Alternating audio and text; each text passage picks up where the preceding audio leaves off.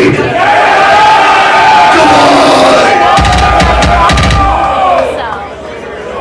it's really good.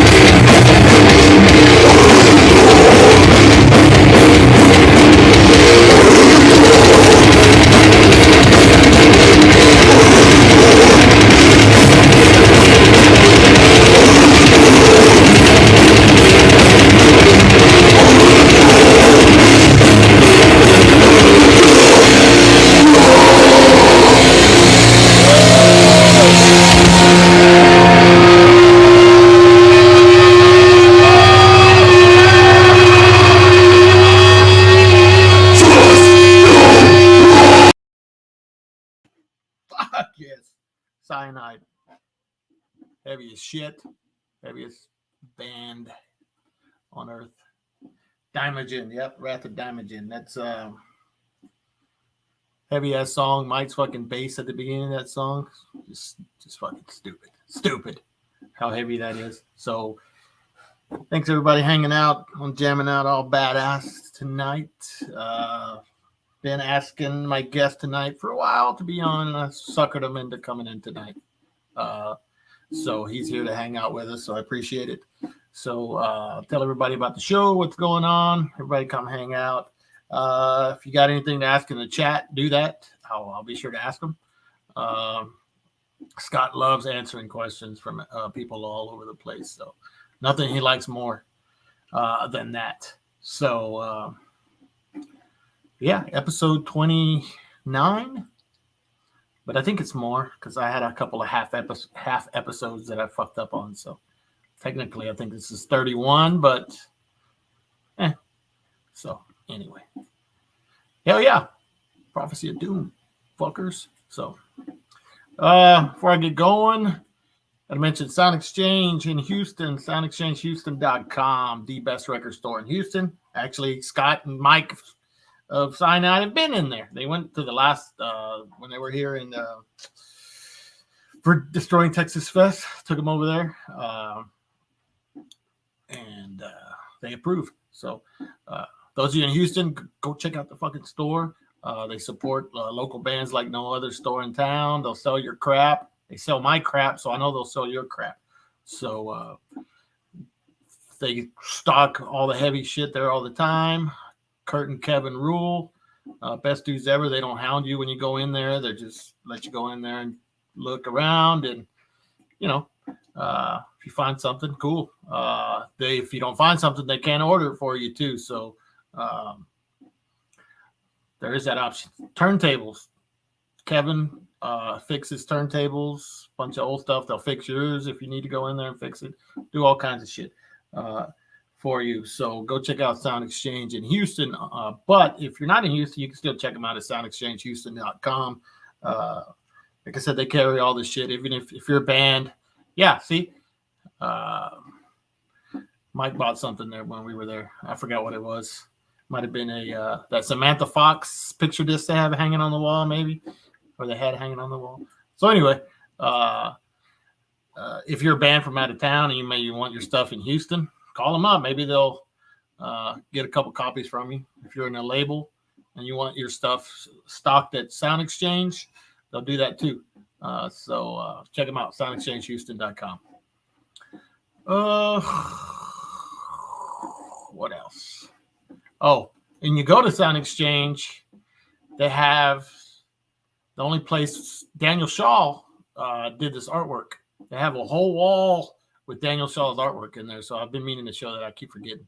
And Jerry did the coloring, but Daniel drew that on their wall. So it's fucking cool as shit. So you know who Daniel Shaw is? Saw Blade. He does artwork for all kinds of bands and shirts and you name it, comics, shit like that. So there you go. Go visit them. Check them out. All right. So I guess go ahead and bring them out now. Scott, been in CIANIDE, 80, 88, something like that. Been going ever since. These guys never broke up, never did any of that fucking, hey, let's come back or, whatever. Return coats, as Scott likes to call them. They've been at it forever. Get heavier and heavier as the years go on. One of the best live bands I've ever seen. I've seen them twice, San Antonio and Houston. Always kick ass. Always tell everybody, I don't know how three guys can create such a fucking massive sound. I don't know what it is. We'll find out. So anyhow, welcome to the show, Scott Carroll. What's up, Scott? What's up, man? Nothing. Looking good over there. Yeah, fuck, man. That was something trying to get in here today, huh? Yeah, if anybody's wondering why there was a 3-second or 3-minute, 5-minute delay, we're having technical difficulties, but it's all taken care of now. Yeah. So fuck. Be this guy. retardation there. Yeah. So we got quite a few people hanging out. We got who have I seen? My buddy Carrie, Eric Rott, Sharon, Mike, of course. Eric Rott. Eric Rott. He's from your area, right? Yeah, I know him. He just stuck there. Mike already wants to know where's the Man of War half shirt. What's up? Where's the Man of War half shirt? Oh, I had that on earlier, man. I'm bringing that shit back. Half back. Hey, so first thing I wanted to get to was I noticed the other day Nunslaughter was putting out a live show of that one. Was it? Did they play that show? They're doing a live in Chicago show. Autopsy did a live in Chicago show. Yeah. I don't know if did they play that same fucking show that you guys did last year? Seems No. like everybody's putting out a live soundboard from that fucking show. Well, I got an in over there. Well, my girl Cheyenne does sound there, and she records the cool bands. And, yeah. She sends them the files. I think she mixed this. She mixed the Nunslaughter one, but she didn't mix the Autopsy. She sent that to Autopsy, the files for them to mix. But it's just a cool setup at Reggie's. It's like, hey, everyone who goes there, you could, you just hit fucking play and record. So where's the Cyanide one? We did that tape, remember? From that Autopsy show? That No. same show? No, the one like a year before that when we played with Undergang and the yeah, that's the 2017 show or whatever. Yeah, did you have that? It was just on fucking cassette, whatever. Yeah. So yeah, that's cool. No, I mean that's cool. There's a lot of if it was on CD. Well, I agree. I would probably know about it if it was like on another format. Since it's on tape, I don't fucking have it. Yeah. I got a few of them here. But... It's cool. It came out great. Head Split put it out. It came out cool, but whatever. Yeah, I think that whole show's on YouTube actually. Yeah, it is. That's just like a soundboard. It's a pretty cool sound from that. Yeah, it's just that Cheyenne records a lot of when bands ask her to record, she'll record them and send files out or mix them if they prefer. So yeah. I have like a whole hard drive of fucking shows, man. Yeah. Did you guys practice yesterday? I know you said you rehearsed on Friday. Practice yesterday. Did you actually get anything done, or was it just? Well, got some drinking done. That's kind of what I was getting at, because I saw fucking Mike. I sent you that photo about the guy drinking beer, and it's the only reason to go to practice. So I was just wondering if fucking practice was productive yesterday. No, yeah, we were cool. No, we were finished tightening the screws on like one new tune that was totally done, called Death of the Sun, and it's like that one's pretty much done. We just got to tighten it up a little bit, and then we started working on another song. We're about Oh shit. Yeah, about like maybe we're probably like midway through it, so just kind of trucking along a little bit. Maybe Are those songs get a little creative these days, man. Yeah, you're fucking. Are those songs for anything in particular, or are you just writing shit? Just writing shit, man. And then we're gonna do like an old, like the first song we ever did, Dead. That I think I sent you a version that you did. You know what I mean? But it's like that's just for us. Nobody else. You heard it, but Yeah, no, it was. Yeah, I heard it. But that's just like, and it came out so cool that it's like I wanted to bring that to Cyanide because like that was the first song I ever wrote. So we're gonna do that. Hopefully with a split 7-inch, which I'm looking to do it with Dercada. So. Oh yeah. Then hopefully it'll happen. I guess Hell's gonna put it out, or what's the plan? I mean, I don't think they like doing 7 inches much anymore, but we'll see. Oh, I think they'll do it. I'll twist a couple screws. I'll fight J-Dog, man. I don't know, man. That guy, wherever he's at, he's probably like lifting weights right now, dude. Yeah, fucking bring him on, man. I'll take him down. Shit. He's but my favorite. Well, I mean, speaking of, I'm glad you bring him up. I was gonna ask. I mean, you guys. I mean, knowing you guys, you like to take your time doing shit and work at your own pace, which is cool. Yeah. So, but I was like, who the fuck? Which one of you guys took all the time to put all this stuff together? Like these prospects? Who? Mike. Mike did? Yeah, Mike spearheads a lot of that, like releases and stuff. He just like you know, he just likes doing that shit. So Oh well, shit. have at it. Like the Yeah. Divide and Conquer one, you know, there's like Yeah, this one came out. 45 different versions of Divide and Conquer. This is fucking ridiculous. Yeah, that's Mike's ultimate wet dream of that record. Yeah, that's like 3 LPs of shit. Right. It's like, wow. 3 LPs of the same 10 songs. But I mean, the packaging is unfucking real though. It is. It's cool. It came out great. I mean, I love everything about it. It looks fucking amazing. So Mike, good thing Mike is the one that stepped up and got this shit done. You know, shit wouldn't quite get done like that, but it takes a little long. Yeah, is that new album? Yeah, is that new album still available, or did they sell out of those already? Which album? Unhumanized, the EP or whatever. You know, I think they have oddly, I think they have some LPs left, like a second press of the LP. But I think they pressed like a red vinyl, and I think there's some of those left. But the CDs and the first, pressing's gone. But yeah, so you can still get it if you want the album. I think CDs, whoever wants to get it needs to. It's I think it was 5 songs that Unhumanized. Yeah, but it's long enough. It's like 26. It's like 26 minutes or something like that. It's not like you're getting 26 minutes of fucking quality. Yeah, exactly. Quality over quantity. Mike, I don't know if did you say new wave of British heavy metal a while ago about something? I don't know. I'm trying to keep up with this fucking chat, but I can't. Can't even see. It's like, am I supposed to see the chat? Because I don't see it. I don't want to see it. Yeah, you can. You should be able to, the way I have it set up. But if I put up that, you should be able to see it. I can see that if I squint. Yeah, but I don't want to look too dorky.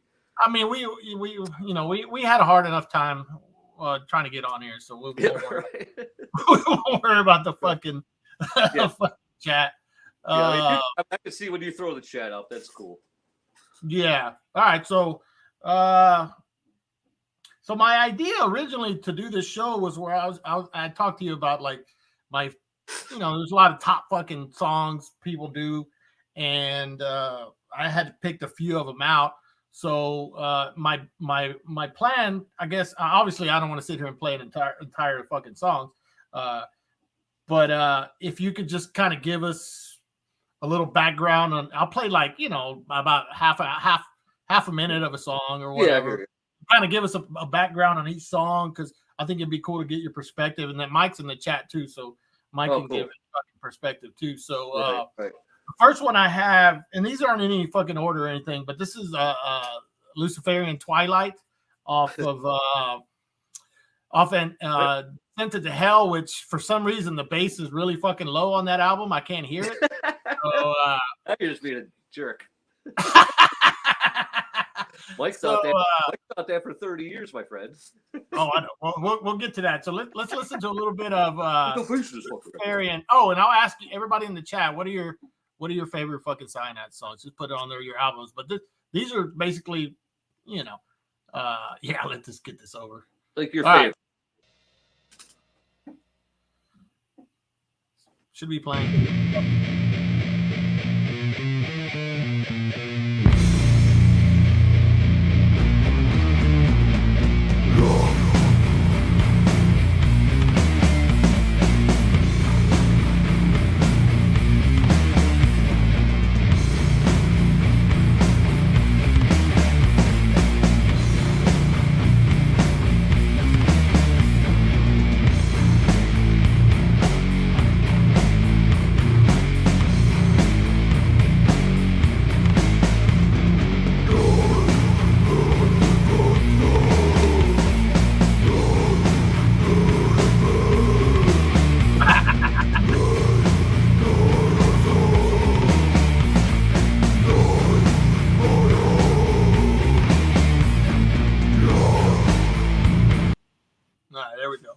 That's a heavy ass fucking beginning of that song,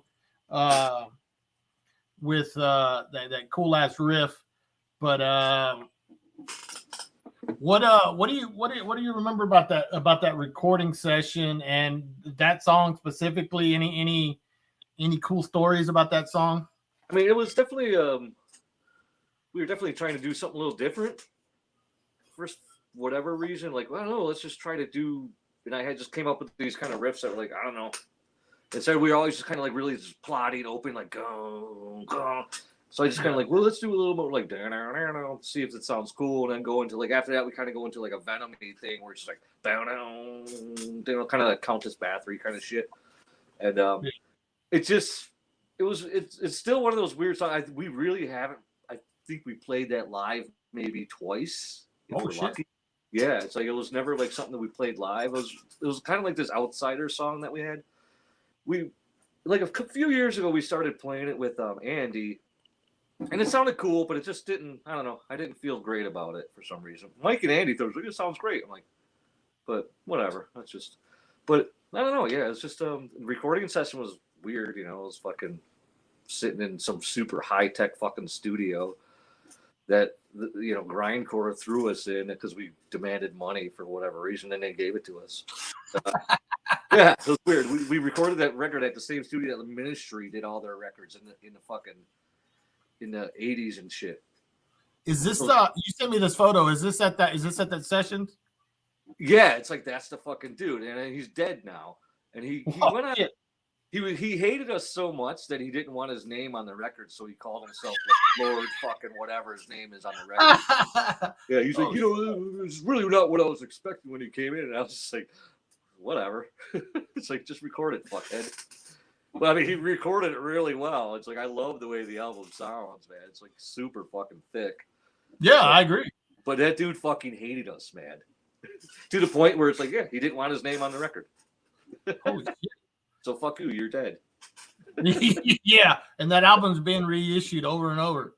Right. Yeah, Lord, what was his name? Lord Rathgar. He's like, yeah, I'm like Lord Rathgar. That's like heavy metal, right? I'm like, yeah, that's cool, dude. Whatever. Call you Lord Rathgar. But we won't call you what we were calling you. Which is kind of names. But it was we had a good time recording. It was cool. We basically did most of the tracks live. You know what I mean? Yeah. And then went in and overdubbed the fucking second guitars and vocals and shit. But came out cool. But Mike didn't like the bass on it for 25 years. He couldn't hear it. And then it dawned on him one day. There's a lot of bass on this record. It's fucking rumbling throughout, man. That bass is rumbling throughout, Mike. I don't know what it's fucking it rumbles throughout. There's no fucking doubt about it. And this is who we are. Yeah. So while I was doing some research to prepare for this, believe it or not, I Googled Scott Carroll CIANIDE, and this fucking came up. Fuck is that?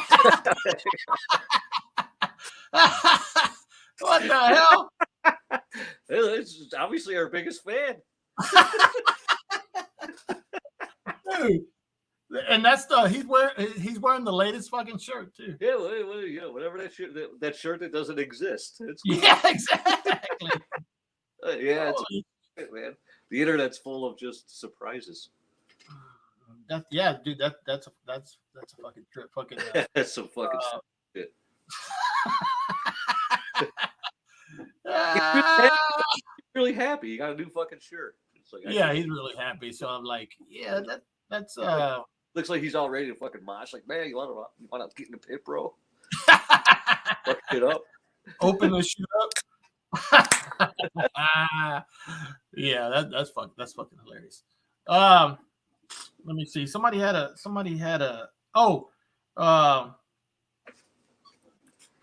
question here a second ago. Where was it? Somebody has a pretty decent question. I gotta scroll back through this shit. So you guys getting any is it fucking hot up there still, or you guys? Dude, it's hot as fucking balls, right? It's fucking. Is it really? Yeah. It's like it's fucking humid, man. You go outside, it's just like, ugh. Yeah, it's kind of brutal at the moment. Typical of August in Chicago. It's just stupid, Fucking 3 months later, it's gonna be fucking below zero. It's whatever. You know what I mean? Yeah, now 3 months later it'll still be 95 here. So. Yeah, no, we get all of the extreme cold weather. Oh yeah, fucking what is that, Messiah? Yeah. Messiah. All right, well let's check out another song then. This one is, we'll do a different album. This is actually probably has one of my favorite riffs that you told me kind of a little secret about, but it's the song Terror Strikes from Gods of Death. So probably one of my favorite fucking Cyanide songs there is. Let's check a little bit about check a little bit of it out, and we'll talk about it.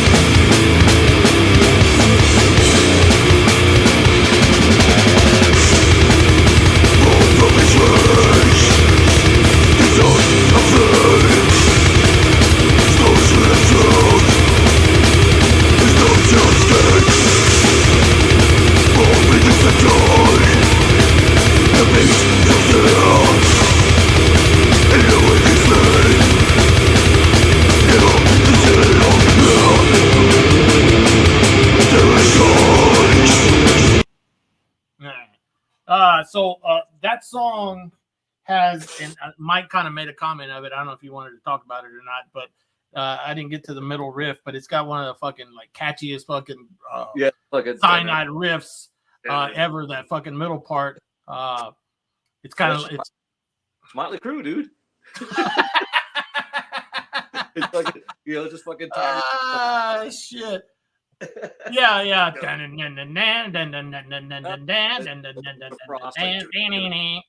Dum dum dum dum dum.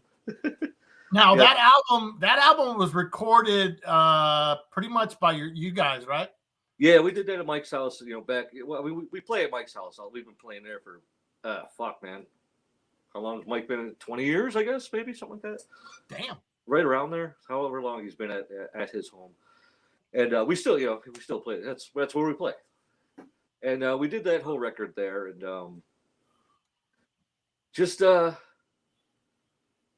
it just came out good. Oh, I agree. Didn't Andy have a lot? Wasn't Andy had a lot to do with that, right? Yeah, Andy and Mike mixed that record all on their own. I wouldn't even they wouldn't even let me near it. They would just. No wonder. Which is kind of by my choice too. It's like I kind of threw myself out of the mix just because it's like I'm a bit like difficult in the sense that it's like I just like my head goes crazy when I'm mixing. I just can't focus. So it's like I need to be away from it. And those guys are super focused and good, and they know what I like. So it's like, all right, we know what he likes. Let's just get everything else sounding good. So your guitar turned out amazing on that. Yeah, it's funny because we had the fucking amps mic'd up in the basement, and then we ran the cables up to Mike's he has like a little like dining room, and the kitchen's right there with the fridge with the beer, the stuff, and I recorded all the fucking guitars in his kitchen. Yo, yeah, you know what? Is that Cyanide blog thing still up? Because I remember Andy blogging about it. It was like one of the greatest. that is up. I wonder. Yeah, it's like if anyone could find a link to that, because it's a really fucking fun thing. That whole story and Andy did that whole thing. I couldn't believe it. It's a really fucking fun read about that whole record. It really tells the story of that record. Yeah, if I find it, I'm gonna post a link in the. It's definitely up for later. It's up there for still. Like none of us have the passwords to get in to update it because we all forgot. But no, it's fucking amazing. I remember him like doing it like as it was happening. Like it was. Yeah. It was fucking amazing, dude. So it's a really fun read if anyone could find it. It's like Cyanide something fucking. Tell Mike to find it. He's on Google. Yeah, right? Mike, what is it, Mike? Tell everybody because it talks about recording that entire. Yeah, because it's a fun one. Speaking of Andy, to me, he's about as solid as it comes. I think on drums and for some reason he just doesn't. I mean, I don't know why he's not talked about, but that dude is a fucking like machine. He's the Cozy Powell of fucking death metal. Oh, wow, that's high praise, man. He's the old school, just fucking like heavy metal drummer, and he just fucking hammers it, man. He don't fuck around. He hammers it. He knows. He thinks about what he has to, he thinks about all these fucking parts. It's like, even though it's simple shit, it's like he's meticulous about it, man. So it's, yeah, I don't wonder why he's not really talked about more either, but yeah, he's fucking solid. Hey, we got Arturo from Mexico said you traded with him back in the late 80s from Mexico. I don't know if you remember Arturo Reyes Sanchez. So there you go. Sure. Hopefully I didn't rip him off. No, he had praise, so I guess you didn't. All right, cool. I don't know who is Bill T's Music and More. Is that over there where you're at? Where is that? Bill T's Music and More. It seems like an odd YouTube name. So where are you from, Bill T's Music and More? But yeah, Andy fucking rules, man. He's just totally underrated and solid as can be, and just fucking even live. A lot of drummers will like kind of get out of whack playing live, but it's like he still maintains that crowd, man. It's like he just fucking hammers it, man. And he's great if it's like, even if I like, I'm like the loose nut live, you never know what I'm gonna fuck up here and there. Yeah. And he always has a way of like just knowing when I'm going, like when I fuck up, he knows how to bring me, like ropes me right back in, man. And it's fucking just like, yes, it's excellent. Yeah, dude. I mean, I'll turn because I was watching a lot of live stuff. I'm like, dude, Andy's he's like in the pocket, hammer, man. he's the big Polish hammer. He's Phil Rudd, dude. He's in the pocket. He is, man. He's always in it, man. He's right on it all the time, man. He's not to be fought. And he orders fucking steak from Denny's in San Antonio. Oh, best thing. It's like, so for everybody out there, it's like when we played San Antonio, right? Yeah, it was San Antonio. And then you took us out afterwards, after the show was over, and we were all fucked up. And you're just like, all right, whatever. I'll drive you back to the hotel. And you got your pickup truck and shit. You're like, get in the back of the truck. Yeah. Me and Mike hop in the back of the pickup truck, and we're like, we're fucking blown out of our minds. And we're just like, what is happening? We're just like driving around, like our hair is blowing. Like, this is some tech shit, man.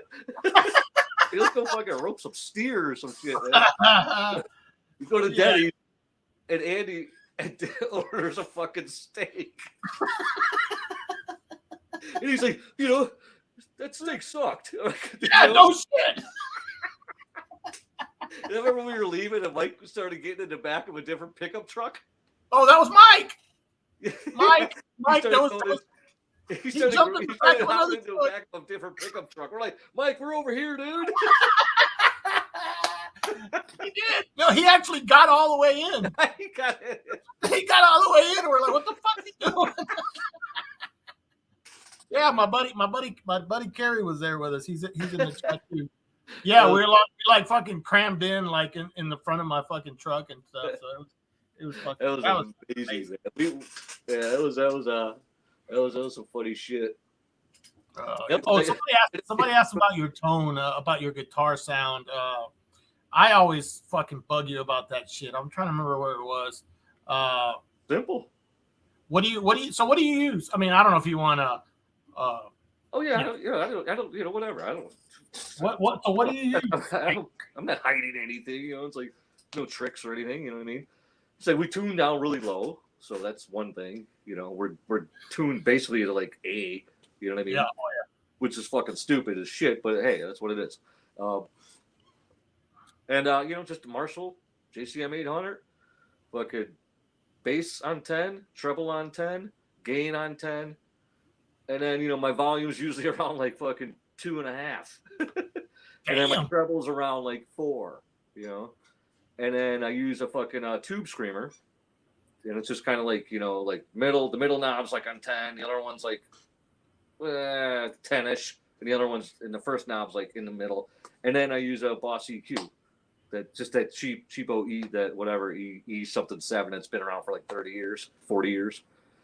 But I scoop it like that. You know what I mean? It's like Yeah. Oh yeah. yeah. And Like I, an yeah, eight. it's like it's all mids. You know what I mean? It's like it just goes from like just all the way up to the mids. And then Your tone knob. He asked something specifically. Is your Yeah, tone my knob tone knob all the way is down?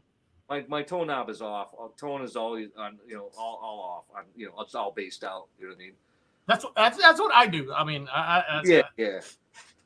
that's So kind of what I do. So yeah, you got a killer tone too. So it's like what's up. all men play on 2.5. Hey, but everything else is on 10. If I crank that Marshall on fucking like 4, it's like these guys wouldn't even hear me. Dude, 800s are fucking unreal. Yeah, beast. I don't own one. I don't own one. Yeah, my 800 is like a 1980, like maybe 81, something like that. So it's super old. And it's not one of those boutique amps. And I've never fucking changed the tubes. Damn, badass. Oh, hey, speaking of tuning, why don't you share that fucking story about playing at Killtown Death Fest when you're like getting ready? All right. Speaking of tuning, that's a fucking amazing story. So yeah, it's like we're getting up there, like first time in fucking Europe. Like holy shit, this is great. It's cool. Nervous as fuck. Shit ton of people there. But so we're like, all right, let's give that sound engineer the CD. It's called the Death Tune. It's like that's what we tune to in practice. It's just like an open A. It's like yeah. It's just me like hitting the open A on a CDR because we don't have fucking tuning pedals or anything like that. Right. Fucking so it's like, and the guy's like, "What the fuck is the Cyanide Death Tune?" All right, just put it in, man. So he puts it in, and he pumps it through the monitor so we can tune up to it, and the whole fucking sound booth just start fucking laughing at us, man. Damn. We're like, whatever, man. This is and you proceeded to fucking rip them up, fucking you asshole. Here come the dumb Americans. Hey, somebody brings up Randy Rhoads tones. Is that? Did you model any of your sound after fucking Randy Rhoads or anything? Oh God, no, not even close. Jeez, that was so not even. I wish. I wish. Yeah, no, that was just making it up on my own. You know what I mean? As I went along, and then obviously, Frost is a big influence, but I never tried to emulate that shit. It just kind of naturally happened. It's like over time, and it just became this thing. And it, it's a super simple tone. It just you got to play the fucking. How many guitar tracks do you usually record, like on an album? I just do. Usually, it's like because obviously they're double mic'd up. You know what I mean? So it's like I'll do one with a Les Paul, and I'll do one with SG, like on Gods of Death and Hell's Rebirth. I did SG, Les Paul. You know what I mean? But there's 2 mics on each side, so it's like 4. Yeah. You know what I mean? But that's it. Yeah, that's it. I just played a song twice. You know what I mean? Just try to get it going. Yeah, it's nothing too. It's all pretty basic shit. You know what I'm saying? So if you got good tones, you got good shit. It's like it happens pretty easy. Yeah. All right, so let's go way back when did I guess you and Mike have been in the band since the beginning. Yeah. When how did you and Mike meet? We I think we first met. It was like Mike's good at this shit. I mean, it's a long time ago, dude. I think it was a suicidal show, maybe. What? Yeah. Did you have your band friend on that shit? I was all fucking logoed out, man. Yeah, I had my shirt on, fucking shit. No, I didn't. But I think it was a show like that. I think it was, and we just if it wasn't that, he'll probably correct me. But and we just kind of like, hey, you like this, you like that. He had like a post-mortem patch on his coat, like a homemade post-mortem. It was like just post-mortem, like fucking post-mortem, man. Nobody likes post-mortem. Like, this is fucking awesome. This guy's cool. And, he just kind of like got his address, you know what I mean? And I wrote him, and we started trading tapes. You know what I mean? Like we really did, because we lived in in the same city, obviously, Southside Chicago. So we didn't really send shit through the mail. It's like me and our original singer Bill went over. We just drive to his house and be like, "Oh, is Mike home? Here's your tapes." You're like, "Okay, here's your tapes," and we like go our separate ways. I don't really recall like really actually sending actual cassettes to each other. I think we literally just drove to his house. Like, well, why the fuck are we gonna send it? It's like it's just taking beer. It's taking beer money. You know what I'm saying? So did you was Cyanide the first thing you guys did? Yeah, I mean, and then basically it was like, and me and Bill, me and Bill kind of like started the name and stuff like that, and Bill kind of was like he started singing for Devastation, Chicago Devastation. Yeah. But he never was in the band. He's like, he got the gig, he practiced with them one time. We went down there and he jammed with them. It's like, it sounded cool, and the band was super excited.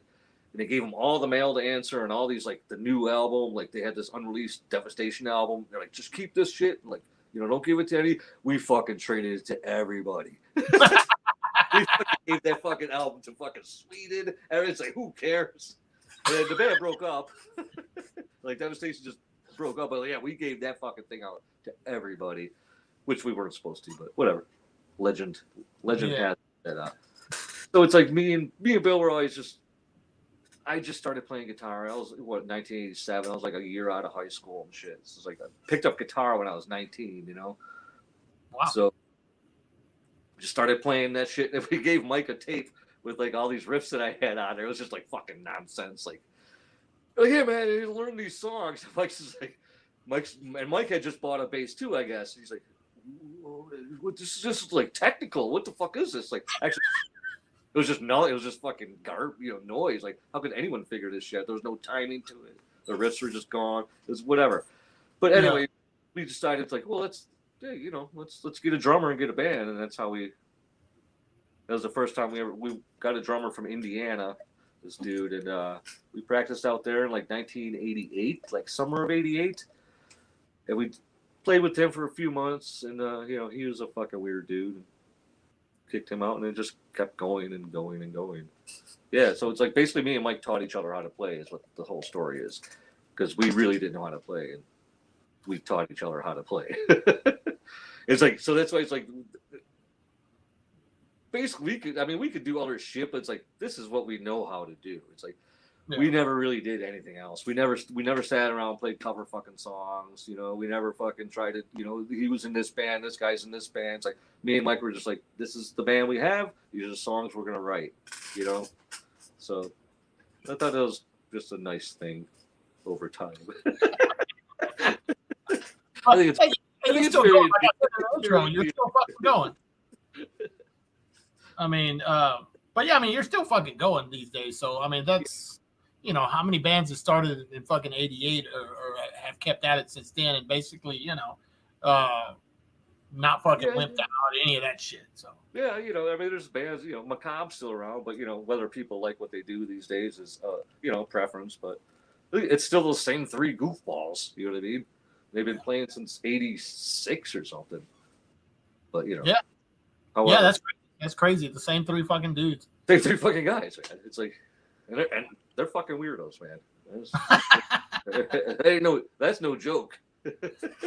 So, all right, let's speak of that. So let's talk about the old, I guess, Chicago kind of.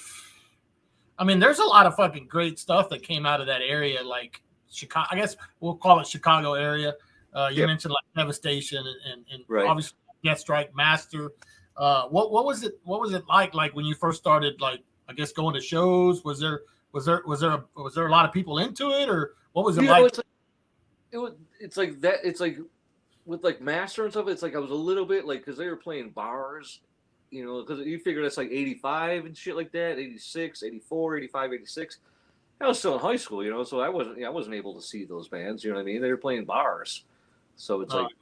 Yeah, it's like I wasn't able to ever go fucking check out these bands. I saw Devastation once, and that was fucking cool. But and then it was like kind of at the end of when they were breaking up. But I mean, the bands were able to play bars, and they were a lot of these bands were underage and shit too. But you're in a band, you can play. So, but if you're a band, it's like I couldn't really go. And until most of the shit was we were on the south side, and they were on the north side, and like back then it was like.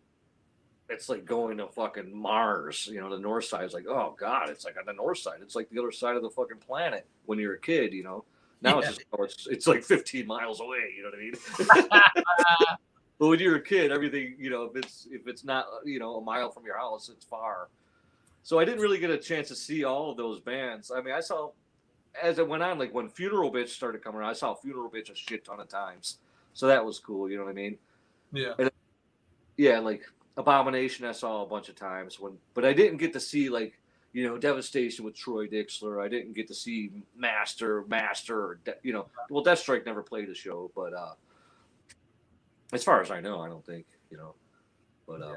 What about big bands, like bigger band shows? But what E-Trope I seen all the time. It's like because E-Trope were playing for fucking open up for like Exciter, you know, and Megadeth, and like they were on these all ages shows, so I was able to see E-Trope. They were like the band that was on every show. Like Devastation, Master, they were never on any of the big shows. They were just in the small clubs.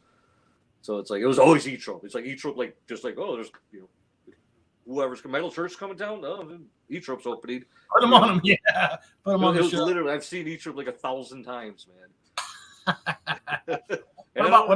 What about first concert? What was like I'm sure there was like a big bands you saw play, right? As you were a kid, or what was the first like arena show, I guess? Or did you? I think the first arena show was like Ozzy and Motley Crue.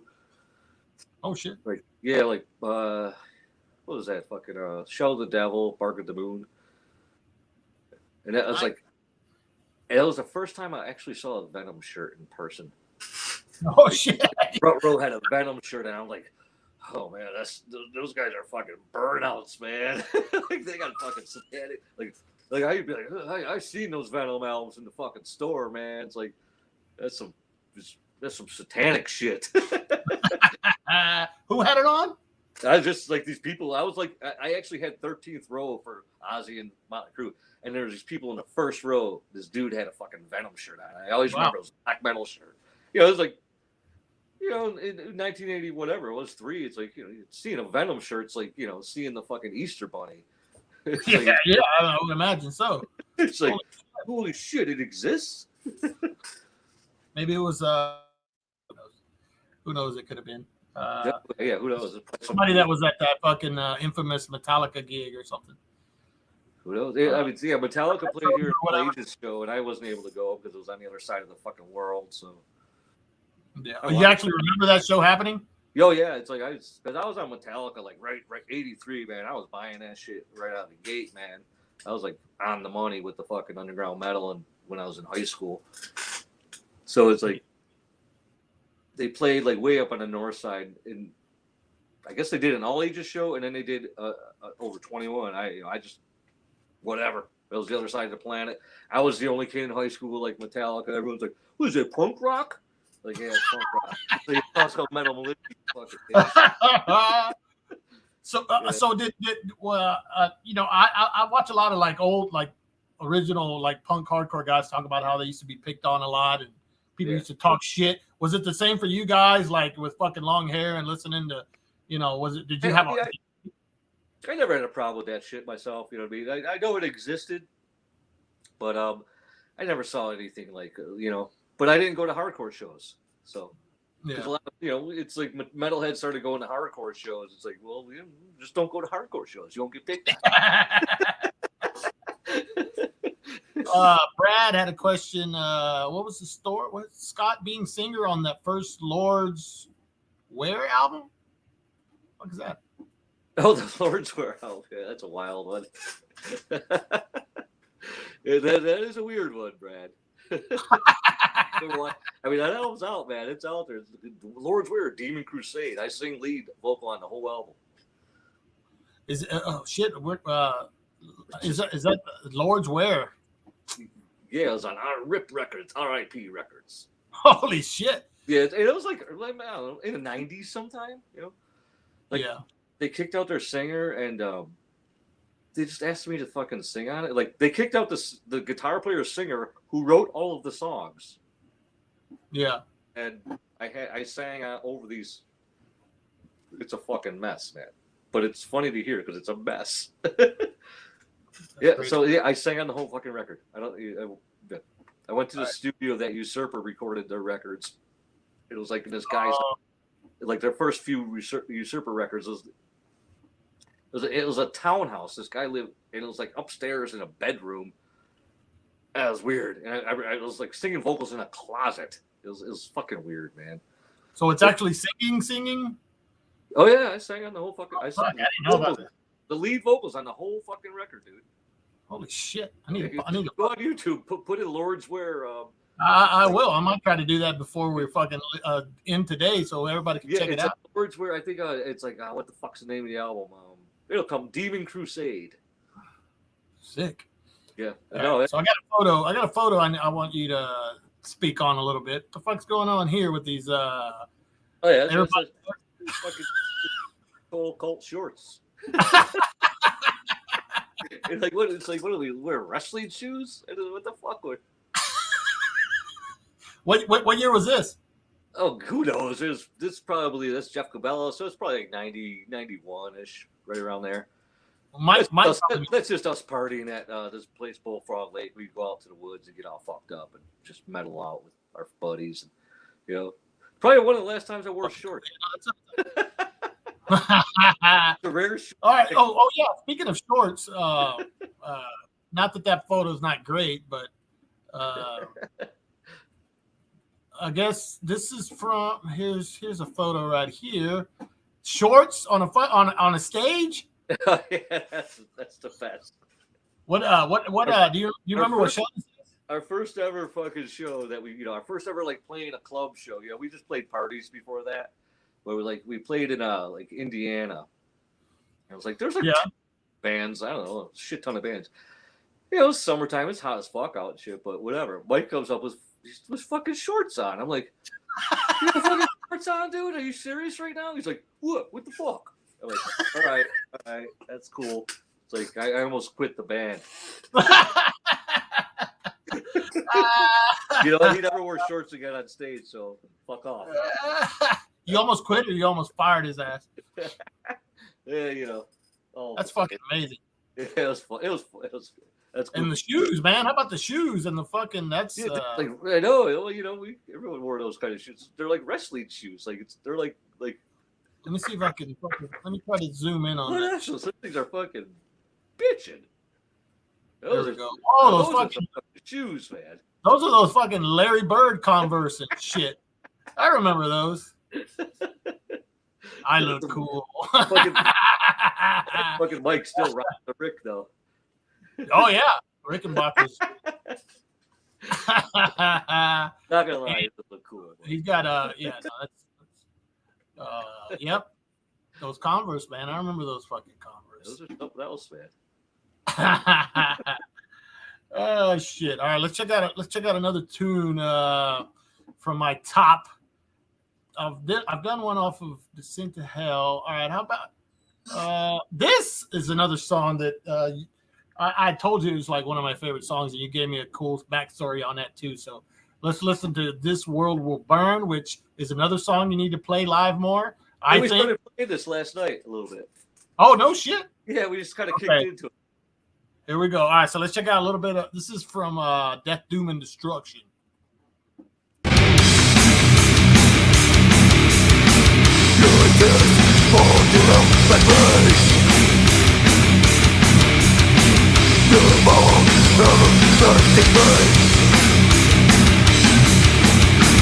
Since I'm dead and you're really mine, no escape from the fire. Those big bars, gonna fucking run, die. Killing me, gonna fucking run, you're just born to help me. Hell yeah! Now that's one of my favorite fucking riffs. And then I don't know if you want to tell me about that. I'll never listen to that fucking song the same again, but it's still great. So that fucking riff is. I mean, if you want to share it, that's of course. So what is the story behind that song? I was going, driving to practice, and I lived up on the north side, whatever, or mid-90s, and we practiced down at Andy's house, and was probably like a 10-mile drive for me, what something like that, you know. And I'm listening to fucking Rat Out of the Cellar. It's fucking cranking the shit. Fuck yeah, man. You know, that's my shit. And fucking Lack of Communication comes on, and it's like, bow bow down down down down. Oh shit! Like I'm fucking stealing that fucking tonight. It's all I did was like I went like do, and then just open D.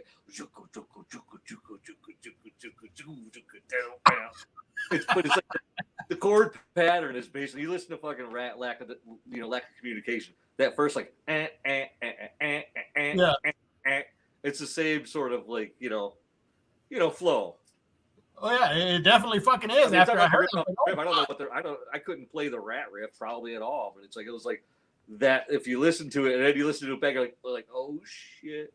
Yeah, I mean it's a yeah. So after this shit's over, listen to Lack of Communication by fucking Rat. Like your mind will be fucking blown if you're familiar with the fucking song. It's kind of funny, man. Once you hear it, you'll never forget it. And I was like, dude, that's like one of my favorite fucking riffs, like Cyanide riff. And then I'm like, Rat, holy fuck. Yeah, shit. God damn you. Was it Robin Crosby or Bobby Blotzer? Who the fuck? Bobby Blotzer, Robert Crosby, Warren D. Martini.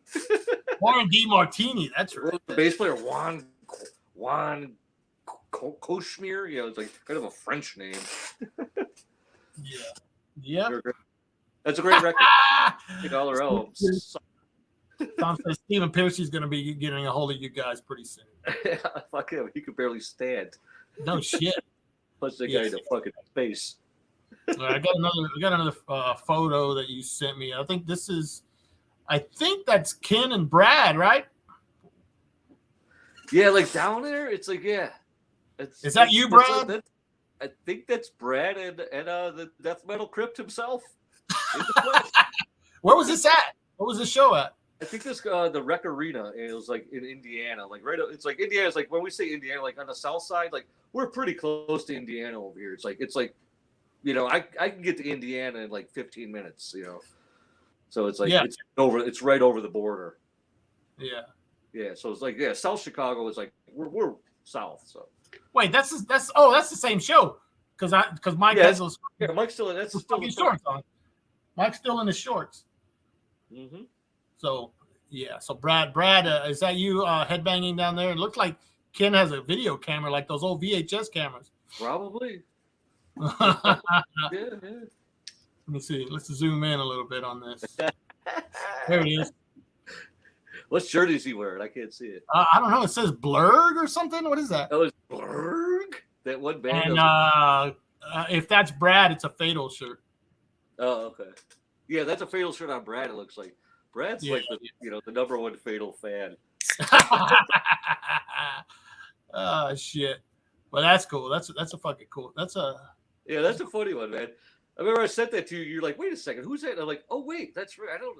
That's fucking hilarious. Yeah, you caught that more than I did. Yeah. It's like that looks like Ken and Brad there. So they're both in here somewhere. So they'll should fucking say something. Warren D. Martini, man, we started a whole Rat fucking thing in the chat over here. Holy fuck. Good. Rat and roll. Rat and roll. Warren D. Martini. I mean, obviously, I only know what they're fucking. I only like the. I only like the holy shit! I don't know who this is, but goddamn, can you see that? Kid's head was so small. I don't know who Bo Edits is, but he obviously knows you guys. So, that's fucked up. That's awesome. That's not cool, man. That's not cool. Yeah, whatever. All right. So, speaking of live shows, since I'm showing these shows, are you guys ever going to play again? That's up in the air. Not opposed to it. Probably. Have you been asked?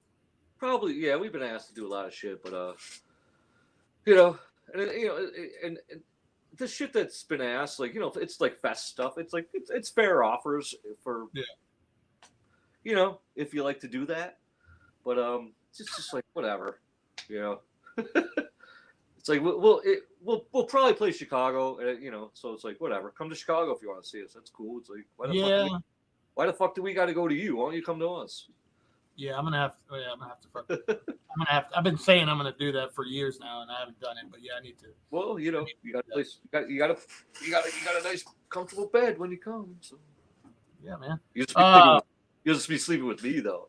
Oh shit! Yeah, I'll pay for a fucking room. Speaking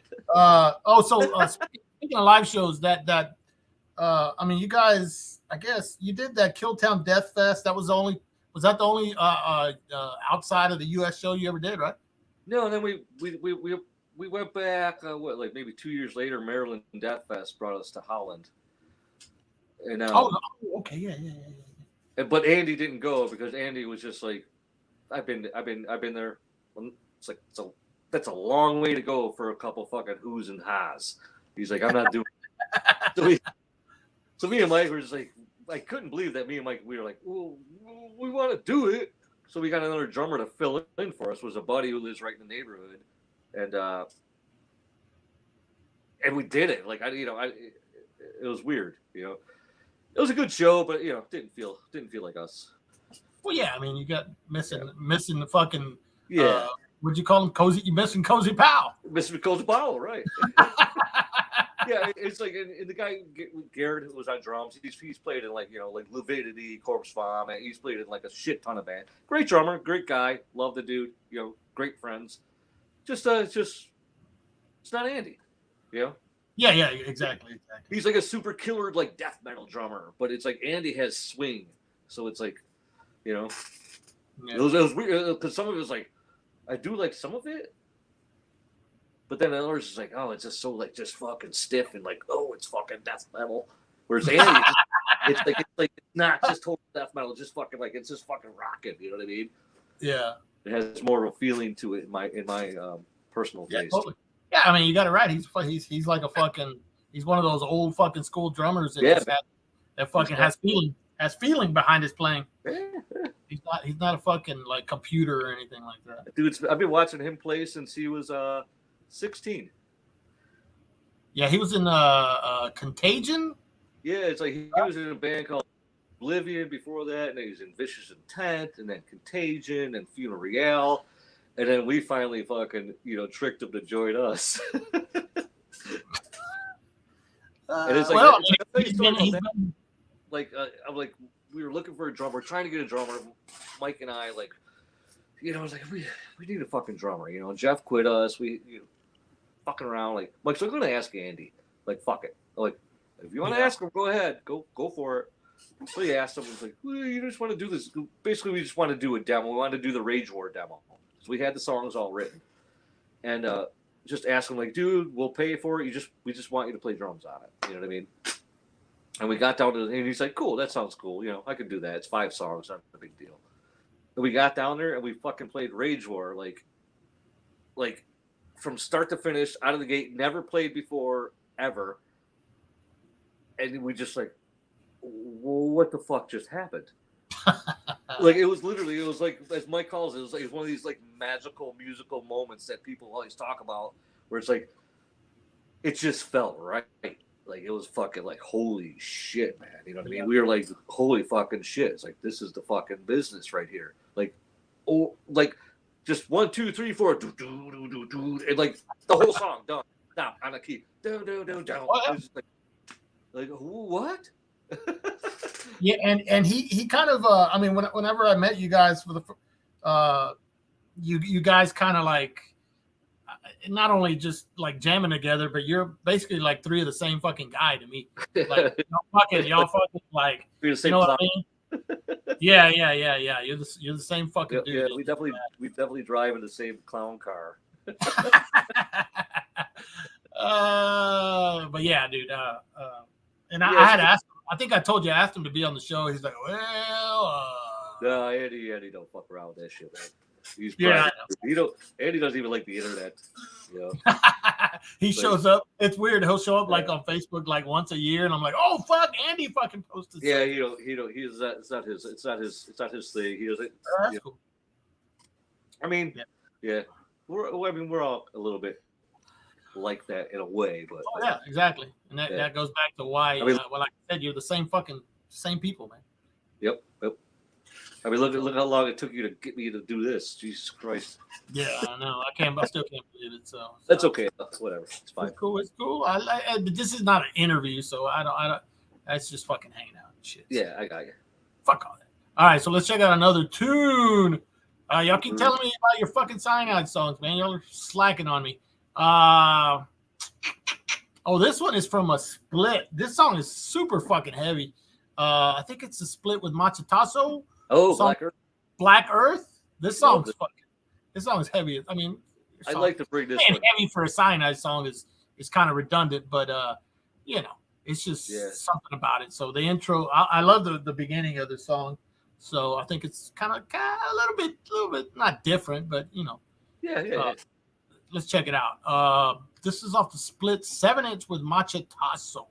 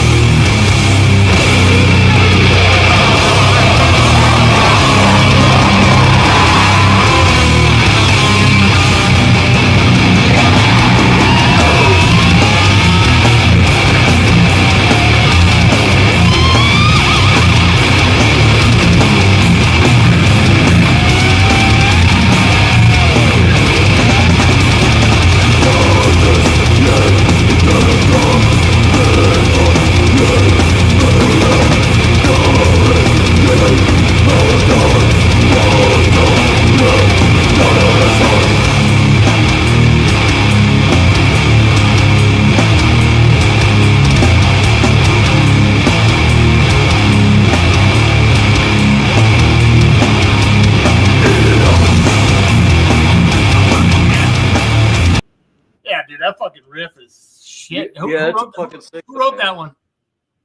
I think that was a big combination of Mike and I.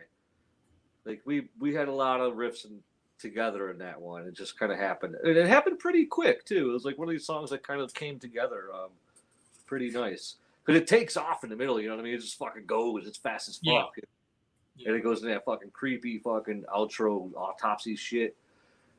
And again, it's one of these. It's weird. It's one of my favorite.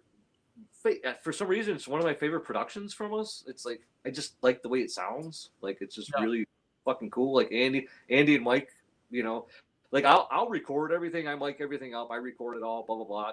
Do all the fucking like engineering work. I guess that would be, and they take all the files and they make it make it happen. What did Mike say? He wrote that riff. That riff. He's taking all the credit. Mike's claiming a riff here. Fuck you, Mike. I'll fight you. So you just say we wrote it. We that whole song came together as whatever. And so it has a live feel to it, kind of. Yeah. Well, basically, I mean, it wasn't live though. Well, yeah, but it has that feel somehow. Yeah, that's a good ear. It does. That's just like it just happened that way. I think it's just the way they gave that mix, like the feeling. We had this dude come down who played all the leads because that wasn't me on leads. Yeah, it's somebody just said it. I think it was Mike. Yeah, it's like this dude Greg, and he came down and he's like, and he likes to drink. Oops. And there we go. That's what he said. He takes the fuck. I think he took the bus down. And he lived in Indiana. How he got to Mike's house from a bus to Indiana, whatever. He got here, and he gets off the bus, and he has a fucking he has a 30-pack of fucking special export, like super shit beer. And it's like half gone. It's like comes in the house. It's like 2:00 on a Saturday. By the time you start doing the leads, it's like he's like crawling by the amp, like next to the amp. I'm like, what is he doing? And Andy's like, just let him go. Just let him go. He's like crawling. He's on the ground. Like, okay, man. Just do your stuff, Greg. That's fine. That's fucking great. It's funny. That dude could drink. Greg Hansen, is that guy's name? Yeah. Okay. There you go, Tom. All right, let's look at it.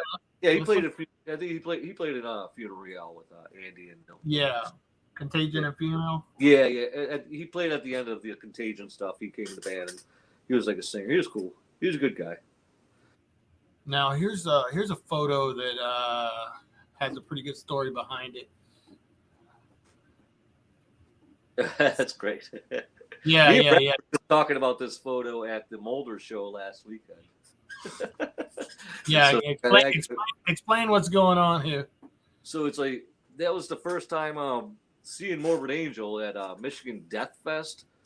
And it was like, you know, right after like Altars of Madness came out. It was the first time like those guys were actually coming like north our way to play. You know, they never came here before. So they played this big shows like Sacrifice, fucking, you know, fucking Morbid Angel, Nuclear Death, fucking Fatal, Deceased, Baphomet. I mean, it was just like an endless show of great fucking bands. But they served no beer at the venue, and there was no way to get it. You couldn't come out and get it. So it's like that was a big letdown. Whatever. I was sober, so I remember a little bit of it. So it's like that was Morbid Angel's fucking tour bus, and there's Trey, and I have a bag full of tapes of the funeral demo, and I'm giving it like I'm gonna give a fucking funeral to fucking Trey. This is great. And he's looking at the fucking funeral tape, and he throws it into he just threw it into fucking truck, and it had like a fucking pit bull in there, and the pit bull just picked up the tape. He's like, and I was like, I'm getting the fuck out of here, man. Panic. Fuck you, Trey, devil man. Like literally, it's like the dog just took the tape. Like, but it's just so funny. Like Trey's just like don't give a fuck. You know what I mean? Yeah, he's like, oh, okay, thanks. You're right. Like, hey Trey, how do you like this funeral demo? And I was telling like, man, I remember I sent you the fucking all the Terrorizer live shows that I had. Because I wrote to Morbid Angel around like 80, I don't know, like around 88 or something like that. And looking for demos and shit. And Trey was like, hey, if you send me everything you have by Terrorizer, I'll send you back something. I'm like, so I sent him a bunch of like the Terrorizer demos I had. I had like 3 demos. Sent it all to him. He sent me back a live soundboard fucking show from like Virginia. Like it's fucking mint, man. It's like I've still never heard this show bootleg before, but it's like this show sounds fucking perfect, man. It probably has been bootleg. I just don't know about it. You know what I mean? Yeah. But it's a really good fucking tape, and it was cool. He sent me that, and he sent me a button. I still have the button. Yeah, a button. George. Yeah, his name is George. George Emmanuel. That's fucking great. But yeah, that's fucking amazing. All right, let's check out another tune. I think this is let's go to the Second Life. Is this the Second Life? Ah, fuck, I don't think I have it queued up. Fuck, never mind. You're the producer. This one's I mean, you guys, you're known kind of for slower, more mid-paced stuff, but that fucking Divide and Conquers, it's pretty fast, relatively speaking, right? So, and this fucking fast too. I think Hell's Rebirth is faster. Yeah. To be honest, this is a song off of that. It's called "Armed to the Teeth." So let's listen to a little bit of this one. It's got like I said, these are some of my favorite songs. So let's check it out.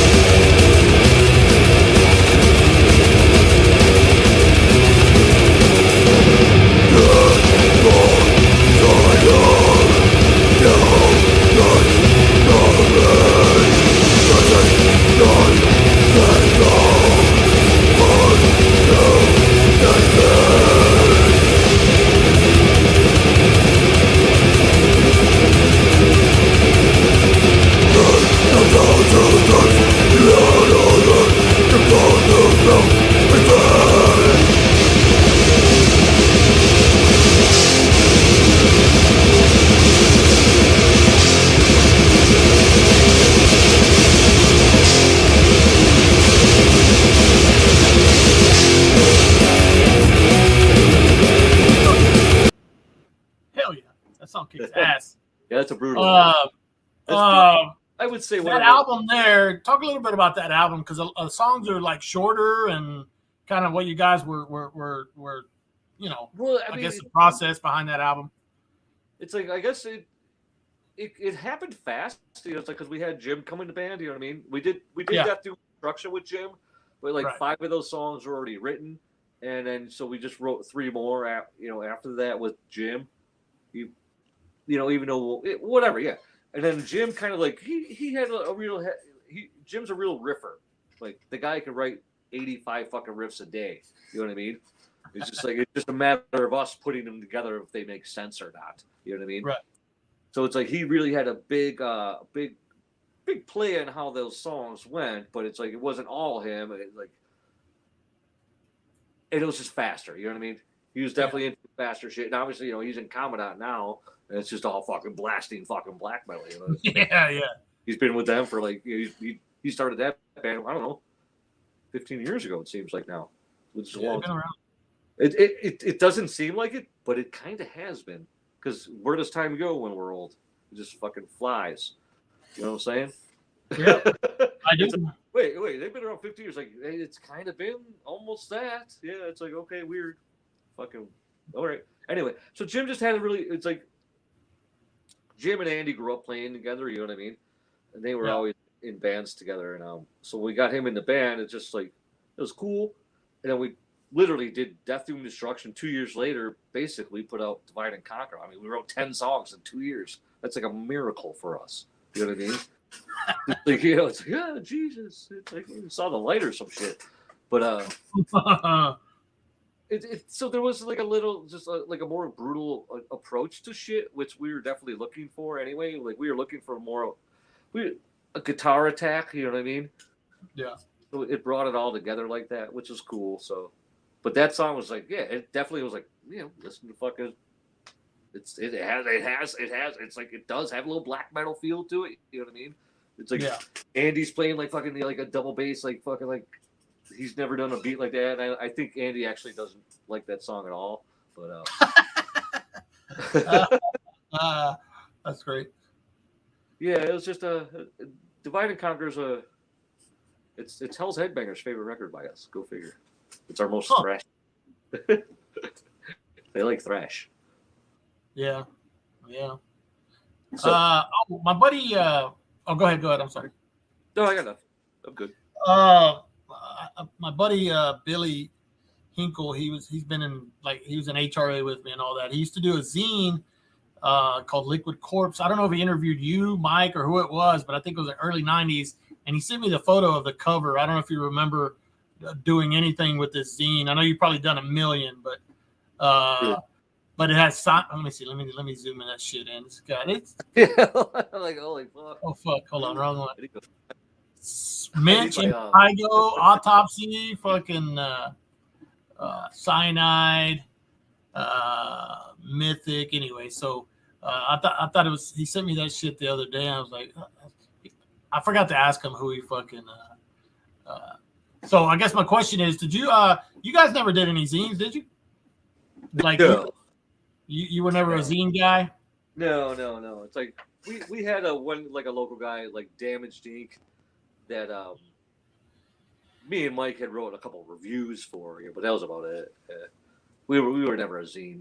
Like, were you a zine guy? Like, did you collect? Did you? Oh yeah, buy them? yeah. Would always buy zines, of course. Which ones were like the ones that Kick-Ass Monthly was the best zine of all time, dude. It's like Kick-Ass Monthly. Yeah. That was what's that guy's name? Rob. Albandoni. Wow. Yeah. Albandoni. I used to call him up on the phone way after the fact in the fucking early '90s, and he was a taxi driver in New York. Like, dude, he's like, that shit ruled, man, back then. And he would talk to me. Wow. Yeah, it's like, I remember one time I was supposed to send him some Autopsy and Carcass. Because he's like, wow. I got out of metal. I heard like Soundgarden. I guess this is metal, but it sounds kind of weak. Like, dude, you did get out of metal.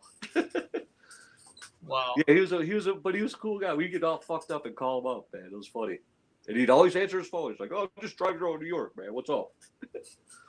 Yeah. But Kick-Ass Monthly, Sledgehammer Press was great. Fucking You know, ironically, it's like I never had a fucking Uniforce, man. Oh, weird. Yeah, it is weird. I've never had one. I mean, Yeah. I would have bought one in a second if I saw it. You know what I mean? It's like it was like I wouldn't order zines. I was always like in a record store. I would buy them because record Yeah. stores were cool. They would get zines in. Like I remember Powerline and like like a U.S. Metal Report and fucking Midwest Militia, no, Midwest Militia, Militia. Midwest Militia. It's like militia. It sounds like a disease. Did you ever do were you ever like a pin banger or whatever the fuck where you put your name in the back and all Yeah, that I had my name in Metal Forces one time. Oh, really? Yeah, I did a lot of tape trading through that. And then I just started ripping people off. It's like I just went and sent tapes back. Fucking stupid. Like, where's my tape? And I get letters like, where's my tape, bro? I'm like, fuck your tape. You fucking live in England. What are you gonna kick my ass? Yeah. It just got too expensive, man. It's like, I need to drink over here. I don't have a fucking job. Yeah, fuck your demo. Speaking of demos, I came across this cool ad. I don't need to hear your not for the shitty demo. acid rain demo. Yeah. This was a cool ad that I came across. I don't know if you remember who made this or what, but well, I know the artist was the Greg Vickers. He was like this guy that a friend of mine knew of, like around our neighborhood. He was like a skateboard. He was like a skateboard kid, and he did this. I mean, we love that fucking drawing, man. I mean, we just always love that drawing. So yeah, it's great. Yeah. Did you ever make a shirt out of that? Yeah, we did. That was our first shirt ever. Yeah, we did a bunch. Yeah, we did about 50 or so of those shirts. Damn, for $10, postage paid. Fuck yeah, dude. We don't fuck around. We're not fucking. We're not. Cash only. You didn't accept money orders back then. No, cash only, bitch. Money order. Money order for like cash it. Like, fuck that. Yeah, you didn't ask for IRC or whatever the fuck. No, I mean that's all. Yeah, I'm not that wasn't that into it. So who was the mail guy for you guys back then? Who did all the mail for you guys? Me and Mike, we were pretty equal on that. Yeah. Like back in the demo days, like Funeral and and Second Life and shit like that. So yeah, we kind of split that up pretty evenly. We did a lot, man. I mean, we did, we sent a lot of shit for that stuff, man. It's cool. By a lot, I mean, not like like when band we throw fucking 1,000 demos. Like, yeah, we did maybe 100.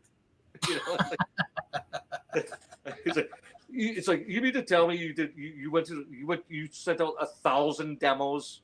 It means 1,000 trips to the fucking goddamn post office. I call bullshit on people who say. Well, that was like a big question for some reason in like zines. Like whenever I started reading interviews, as a kid, it's like, so how many demos have you sold or whatever? And I don't know why that was such a big question. Why that was like important or whatever. But we sent like 600 demos or 700 demos. I'm like, yeah, it's like literally, it was like Funeral 100 copies. You know what I mean? It's like, how many more demos are you going to do? I think for fucking Rage War, we might have did 100 copies also. Yeah, we didn't do any more than 100 copies of stuff. You know what I mean? It's like, that's just for a demo? What the fuck? We're an underground band. Yeah. So there hasn't been an official like demo reissue thing, has there, for Cyanide? Yeah, we did that. We did years ago, man. That Ashes to Dust. That. Oh, okay. Yeah, that's right. I have a CD. Yeah, the CD. Duh. The old age. Well, on vinyl, I guess I should ask. Yeah, it was never on vinyl. It was supposed to be like that was supposed to be that whole deal was a fucking. That whole label was they were fine at first, and it just turned into a joke, and because they also did that Goat Lord triple LP demo thing. Do you remember that? It was it's like 3 albums. It's like just in a slip fucking thing. It's just thrown in there, which I thought was fine. It's just demos. Doesn't need to be extravagant.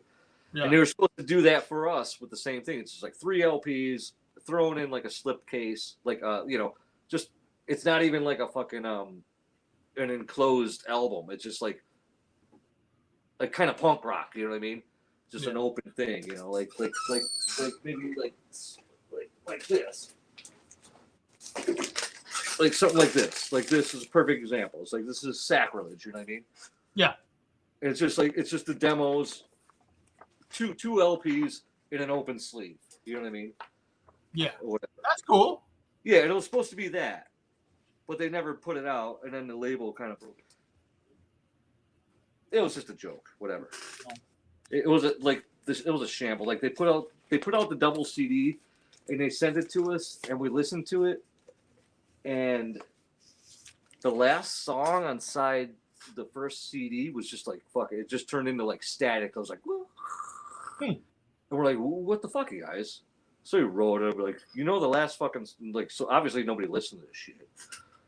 We're like, oh, it's all fucked up. So it's like, oh, so they sent us a big fucking tray card of fucking new CDs to give. It was just a stupid thing. And then it went out of business, and I don't know. Maybe I'm surprised Hells hasn't like asked Mike about that. Hey, yeah, I mean, it's like Do it. Hells is like dude, I'd totally be for it. I'd be down. Yeah, that'd be cool. I think Hells should do that. Yeah, I mean, great. I mean, Hell's like even with Hell's Rebirth, like the company, it was Displeased from Beyond. Yeah, that was the company that did the demo thing, and they started they went out of business, and they started actually trying to sell the rights to our Dead and Rotted recording. What? It's like I gave that to you, put out on vinyl, and that's it. It's like, what? Yeah. And then then you don't own it. and then they sold the right they sold the rights to Hell's Rebirth, and a couple labels bought it. Hell's Headbangers bought a version of it, and then Dark Descent bought a version of it.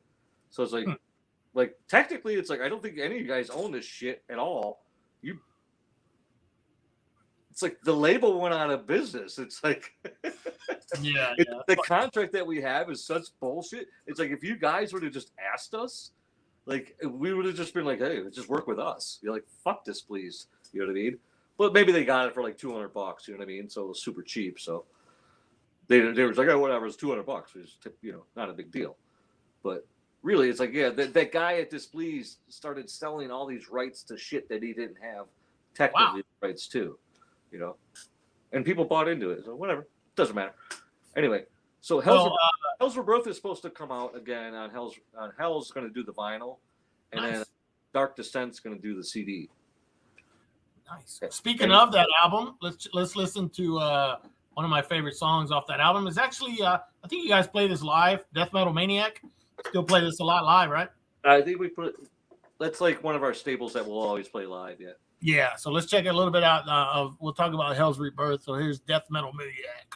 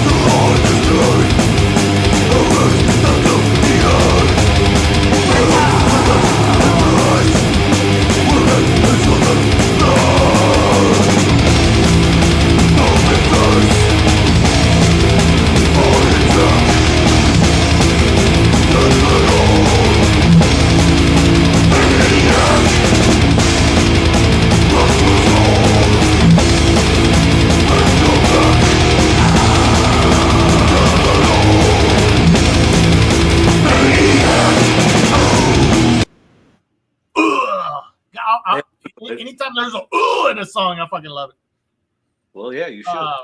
That song has vocals by you doing it. How come you don't do more vocals on songs? Mike won't let you, or what? You know, I blew them all on the Lord's Wear album. Yeah, you did. Was it Envy and Hatred? And Yeah, it's not a conscious thing. It's just when it comes up, it comes up. You know what I mean? It's like I'm if wondering Mike how. asks me to do it, yeah, it's like if Mike is really hard on me doing some shit, you know, I'll do it. If he has ideas and shit, it's a lot to do with that stuff, you know. Yeah. So talk about that that album, Hell's Rebirth. What do you remember by recording that one? It was great. That was like, because like, you know, it was after Divide and Conquer. You know, it took us 5 years to put that record out, maybe 4 years, 4.5, 5, whatever, doesn't matter. It's like Jim quit the band after Divide and Conquer. He's like, whatever, I'm doing he wants to do his own shit and stuff like that. And we were a little salty with that, you know, not gonna lie. And so we're like, whatever. We just started writing really violent fucking songs, man. It's like to me, it's like fucking Hell's Rebirth, fucking Trust No One. You know, it's just like Death Metal Maniac, fucking just the Powerhead on there just fucking kills. Like, just it's a personal like big album for me. Like, it was like going back to being a 3-piece again after being a 4-piece for, you know, maybe, you know, 5 years or so, like that, 4 or 5 years. Yeah. So like trying to get us back to a sounding, you know, getting me to be, you know, more just attacking, you know. And that album that's a perfect word for that album. It's attacking like fucking crazy. And it's like it was the first time we recorded something ourselves. You know what I mean? Like I went to Guitar Center and bought one of those fucking I think it was a Yamaha. Yeah. Like a 16-track board. It's like bought a bunch of fucking microphones. Like, how hard could this shit be? You know what I mean? It's like, let's do this shit. Oh, how hard was it? It wasn't very hard. Nice. Yeah, it was cool. It's like, because I had the concept of recording. I recorded a bunch of bands in Chicago, just my 4-track before. You know what I mean? Like I did Dog God demo. I did Dead Fetus demo. I did a Morgue demo. That's right. You know, so I had this like, you know, I knew how to like mic shit up and make shit sound cool. You know what I mean? Although I fucked the Morgue one up because I didn't press the fucking Dolby button. Dolby button, yeah, that's right. It's kind of legendary. Brad fucking commented that. Pressed it, it would have sounded just a little bit more clear. But it's like I like how gross it came out. So it's like, yeah, you know, it's kind of like a topsy turvy. It's like, well, I like the way it sounds, but it's like it just would have been more like studio if I just would have been like click. Yeah, click. Hey, well, all that shit got reissued, so it's goofy. All those demos and shit. So yeah, hey, somebody asked that intro, was that inspired on Hell's Rebirth, or no? I mean, on Death Metal Maniac, was that inspired by the Immortal Rights intro, or that just something? Yeah, I would think so. Yeah, you know, definitely. Yeah, yeah, the whole band. And is there a bonus song on the Hell's Rebirth, or a hidden song? Yeah, we did. On the CD, it was the Death song. Fucking Infernal Death. Yeah. People were asking about it in the chat. Yeah, it's only on the CD. Yeah. Somebody bring up solos. I mean, I remember Tom from fucking Cardiac. He didn't like that cover version because we grinded out the chorus. He's like, yeah, that's fine. He's like, I like covers to be like, you know, fucking true blue. True to the original. Yeah, I agree with that too. I don't know. You know what I mean? I like that he gave me like a nice, honest opinion. One of my favorite bands that does covers, The Accused, always made a cover song sound like The Accused. So to me, they're one of the best bands to ever do cover songs because everything they did sounded like it was The Accused, no matter what it was. I mean, they made fucking Heart, what is that? I'd Love to Change the World and shit like that. I never heard that. That's fucking dude. Yes, and it sounds like it'd be an Accused song. Amazing. Yeah, they were fucking amazing. Tom said he didn't want that blast in there at all. I remember when I played it to him, he's like, I don't like it. I don't like that blast. It's just, no, I don't like it. I mean, me and Mike and Andy were like, this fucking rules. But I understand it. I like it. Fucking Tom. That's what makes shit good. That's what makes shit fun. Yeah, I mean it's a fucking classic song, and Yeah. I don't have any personally don't have any problem with it. Yeah, it is. I mean, to me, it's like it's just a cover song. I don't give a fuck. Where's the sample taken from in the beginning of what? The beginning of the album? Oh, that was from what the fuck was the name of that fucking show? It was like a cable access show from Arizona. It was called the Great Satan at Large. And it was this dude would dress up as Satan and just fuck with like people like on air. Dude, and he would have like, tonight my co-host is God, and he's like, Satan be drinking like a 40-ounce, and God would come on. It's like, how you doing, God? I think if you look it up on YouTube, it's called. What was the name of it? The Great Satan at Large. Sick. I'm gonna have to look that up. There you go, dude. It's one of the funny, and like callers would call. It's like, hey, Satan, so how's it go? He's like, how's it go with you? It's amazing, dude. It's amazing. We were like, we had just come like, we had like, back in the whatever. It's like we'd get like weird videotapes from people and of horror movie stuff, and this was tacked on at the one of these things. It's like, you gotta check this out, So we were like, we just always loved that. It was like. I love the whole like boom do do do do do do do do bow down. The Great Satan at Large. The Great Satan. I'm saying that so I don't forget it. Yeah. Oh, it's great. You'll laugh your fucking ass off. It's sure, actually hilarious, man. Then he got shit. It was fucking great. All right, let's talk about. Let's go back to the first album. This song I think is still like in part of your live set. It's "Scourging at the Pillar." Yeah, for sure. Yeah. So let's listen to a little bit of that song and talk. We'll talk about recording your first album.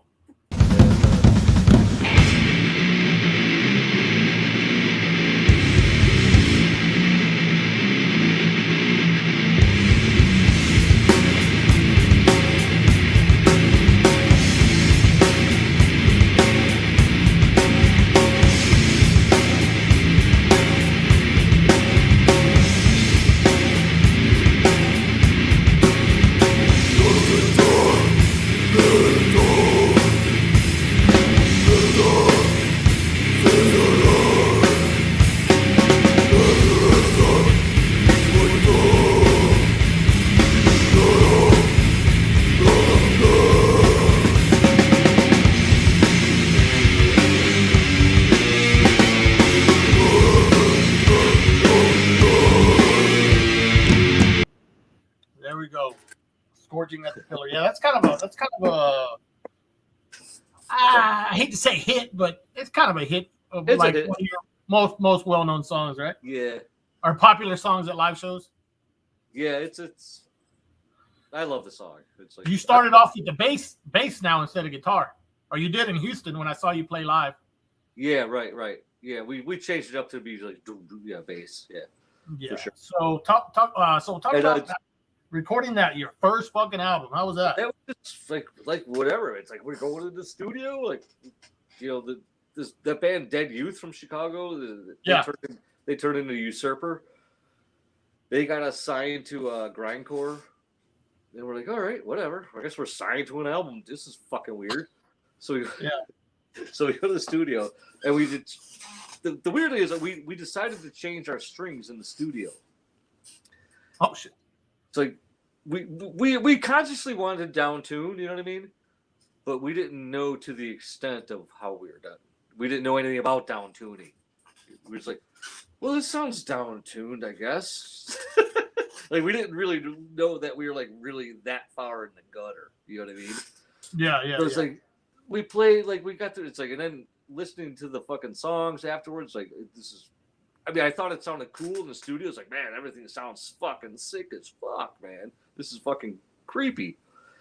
then we got the mixes back, and like I was just like, oh my god, I don't know what happened. Like it's like, I mean, that snare. I was just like, what is happening in the world? Like I called the record company guy up. I'm like, can you just change all of this? Like, can we go back in there and fucking mix this fucking thing? It's fucked up. He's like, no, I think it sounds cool. It's gonna come out this way. Like, all right. And then he put it out like, and they fucked the track listing up totally. Like it was supposed to be like the way that the reissue that the Crypt put out. Like Scourging Pillar was supposed to be the first song. Mindscape was never supposed to be the first song at all. It became that. It's like I understand why people would like that's how the album sounds. You know what I mean? But just going into his studio and like just playing like we didn't know what we were doing. To be honest, we were just like, okay, we're just playing. This is cool. It's like sounds really big and weird and spacey and like it was awkward and we were really naive, you know what I mean? That's all. It's like we just like, okay, I guess that's cool. It's like but we were all practiced up. It's not like it's like a super sloppy album. I mean, there's slop all over it, but it's not like it's like you know, it's not like crazy.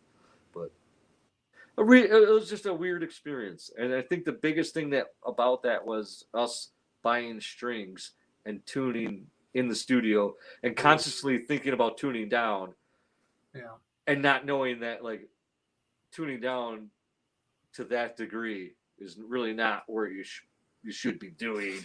But we didn't know. Yeah, you bring up the snare. I mean, it's the kind snare was just like a lot of ridiculous, people. dude. A lot of people seem to really like that. It became like over time. Over time, it became love. It's like back in the day, everyone hated it, dude. Everyone hated that fucking record, man. Like there's like 5 people who liked it. Like Steve-O liked it. You know what I mean? Like Sick Fuck, like that. I mean, it definitely stands out for sure. I think. I mean, it's you just kind of gotta, Dude, yeah. How about your side? but I mean, the songs themselves kind of like. Yeah. I bring up the album. There's an album that has the weirdest production ever, but it's the songs are great. The Unseen Terror album from Human Error. It's got the weirdest fucking production, but the riffs are fucking amazing on that album. And so that kind of look past the fucking production. Right. So maybe it's kind of the same thing with the Dying Truth. But it's kind of what it's kind of made its legend of sorts. You know what I mean? It's like, well, listen to this fucking goofy fucking record. You know what I mean? Like, holy shit. The fucking I wouldn't call it Saint Anger fucking snare sound, but Tom Anger stole call it not Saint Anger either. The fucking snare sound has its own Twitter account now. Yeah, right. Cyanide snare sound has a fucking. And then people love that like pingy shit too. It's like they like I like the fucking ping, man. Like whatever. Yeah, we were so conscious of the second record going in, like having a correct sounding record. You know what I mean? So right. we were super conscious of that. Of like, no, we're not going to have this like bizarre fucking recording again. So. Yes, I know, Tom. I know, Tom. I'm fucking with you. It's but yeah. Anyway. All right. Now, wow. Where's it at? Trying to find one. Oh, this song I actually like, and it maybe because it's a production, but you redid the Dying Truth on Death, Doom, and Destruction. Yeah. And I don't know if you like that version better than the one on the first album. Of course. And I do too myself. So let's listen a little bit of the Dying on it. Yeah. The Dying Truth. This is a 1996 version of the Dying Truth.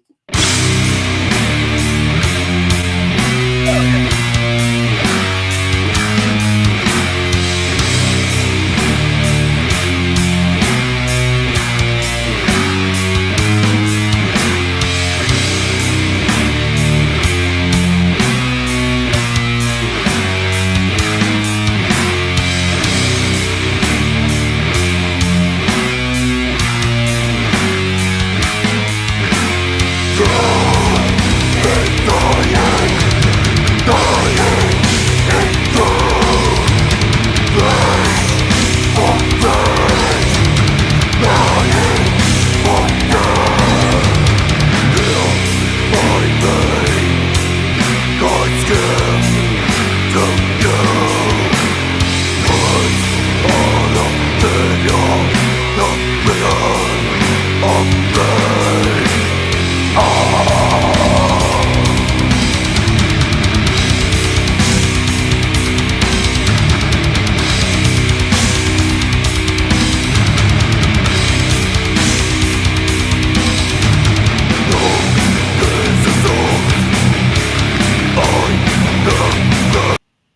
just wanted to get to that part.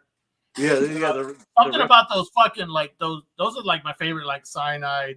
I guess if there's a Cyanide kind of type of like part, those fucking those always get me fucking. Hell yeah! I mean, it when they come in like after a little doomy part, it's just fucking great. Yeah. So why did you re-record that? Oh, that was for the 7-inch, right? Yeah, it's like I love the demo version that we did. You know, yeah. It's like I think the demo was cool, but it's like I just thought it was always like a on Dying Truth. I just thought it was like a wash. Just never. It sounded like shit. You know what I mean? So it's like playing it with Andy. It was like this. You know, it sounds like fucking A. That's the shit. You know. Yeah. So it's like we had to record that again, man. It's like we got to record that song. It's just a cool because it's like I love that I literally love that song. Like I love the whole intro is just like Trouble, fucking fucking The Tempter, bang, bang, bang. It's like and then it goes into like just a fucking Total Frost and then Slayer. It's like I have like a lot of references to all of the riffs. Yeah, I mean, we've had Rat, we've had fucking Motley Crue, hey, man, a lot of Celtic Frost. So and that leads me to, I guess, is what's the old adage or whatever you call it? It's like adage. Yes. I forgot what it was. I can't remember. Like great artist copy, like something. Oh yeah. And then like whatever, yeah. I know what you're talking about. A great artist steal. Yeah. But so I guess you've pretty much kept the same kind of, Cyanide. I mean, yeah, it's gotten a little different. Maybe some albums are a little like we talked about faster and this and that, but everything pretty much sounds like Cyanide. Yeah, has that been a conscious effort? Like to do that, or just? Well, I don't think it's a conscious effort. I just think it's an unconscious effort. You know what I mean? It's like it's just who we are. It's like we don't really like Mike and I and Andy. We don't really go outside of like even when we had Jim in the band for those few years. It's like it was still all about like doing taking and like what fits with us. You know what I mean? It's like to have an outside writer like that was cool. But it's like but it was also like. It had to be in the confines of what we think is cool, So it's always just like what we think is cool. It's like whatever riff it is, it's like it's just it literally it's like the shit we're still writing right now. It's like it sounds the same, man. I mean, it doesn't sound any different. Right. It's like I don't know if that's good or bad, but it's like it is what it is. It's like what are you gonna do? It's like I don't know. It's almost too. Don't really have a word for it, to be honest. Yeah. Was that you doing the backing vocals on that? Yeah, for sure. Somebody asked. Andrew asked, so I thought I'd ask him. Yeah. I did have a song off the Second Life demo, but I don't have it fucking queued up. Correctly. So you gotta fire your producer, man. I'd fire myself. So, but yeah, the Second Life, it was from I'm drawing a blank now. That's fine. Suffrage. I think you like the Suffrage. That's right. The Suffrage. I don't have it queued up, so, but yeah, that's a great song too. Hold on. Let me get rid of this shit. All right. So we're going to start winding this shit down now. We've been going a while now. So, anybody have any questions right now? Please ask them. I think we've covered quite a bit. Forever hold your peace. Yeah, forever hold your peace, or wait till part 2. How many people we got here? About like 20, 25? We got up to like 47 at one point. Oh. So now it's like 30. And it's a growing channel, man. It'll get up there. I don't have I started from ground zero. I don't give a rat's ass. Yeah, no, it'll get out there. Yeah. It was like about. Yeah, it's been a pretty good, pretty busy in the chat room though. So we've had all kinds of people come in there that I've never seen before. So that's good. So if you're new here, fucking check out all the other shit I got on here. There you have it. subscribe to the fucking channel and check out all the cool shit. There's fucking Steve-O from Impetigo's on here. Everybody's on here. Yeah, I'm gonna check out that Rochefort when you did the other. Oh yeah, Chris was great actually, man. Yeah, he did that Wednesday. He was really good. So yeah, check it out, Rochefort. Oh, if it's Rochefort, jeez, fuck, you know. Rochefort. Yeah, you guys played with him at the Splatterfest, right? Yeah, right. Yeah. Everybody hated us at that fest. So, Really? We made like no friends.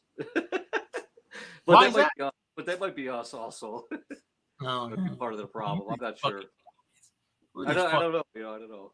It was a long time ago. Yeah. There was nobody there. There was like fucking 50 people there. And everybody there was in a band. Yeah. Oh yeah, I got you. It was one of those. 92. I mean. Yeah. Yeah. And there was like I think there was like a big like Ozfest going on that night. So. No shit. In 92, Ozfest? Wow.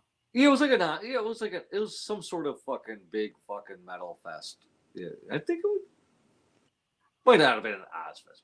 I think it was an Ozfest. Yeah. I don't know. How long has Oz been? Oh shit, I haven't seen this name in a while. Arthur? From NMB board? The Arthur. What's up, Arthur?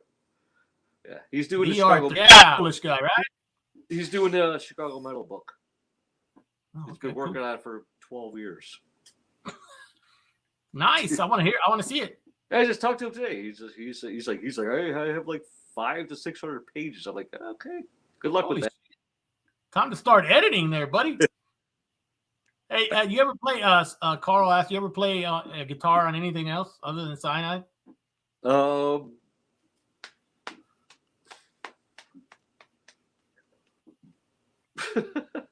don't know if you want to talk about that rock and roll thing. I mean, that's fine, but it's like nobody's ever going to hear that. But oh, okay. Well, I heard. I mean, you know, it's like someday maybe, but yeah. I mean, I do like my own shit with just my girlfriend, but it's like nobody's going to hear that shit. That's just for me. Trying to think if I did like guest on anything guitar wise. I don't think I ever have. Yeah, I've like who would want me?